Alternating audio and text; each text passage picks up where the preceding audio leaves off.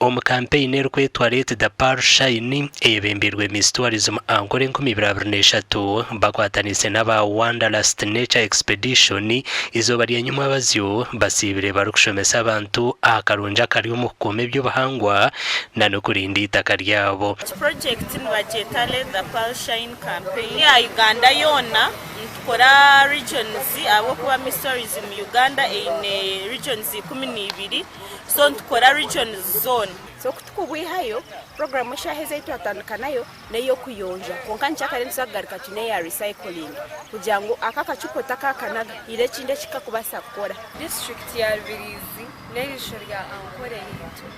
district ya Rubirizi ne holding a 70% of the tourist attraction omuri ankore so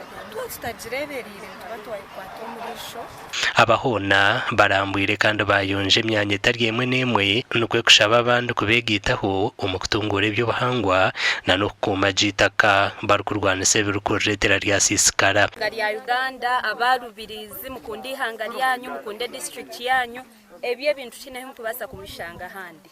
enyanja z'abarongo ziri hamwe nimbasa zishanga kayo mu Uganda mukunde Rubirizi mukunde district change ne yamani nyenda ku kenkarije ngemenyeto kugira ngo turabe kumunonga ngo ebyo buhangwa twabukuma kandi twabaza kundi hanga rito abo kuba utakunzira hanga yawe utokakora nke tukubantu korebe konkanto na tuweke message turgeyo tukosira karumwe abo kuba climate change it's a global effect. Rubirizi no mwanya gube gutakumanya munonga kukaka no mwanya gurumu ebintu byinji ebyo burambuzi munchazire mukuyija kumanya sense yona ngo turiyo kandi tukora kimwe emyanya nkacambura ndetse na katunguru niye yonjurwe amakuru agagasha kwa Onesmus Ndiana bo mu Rubirizi.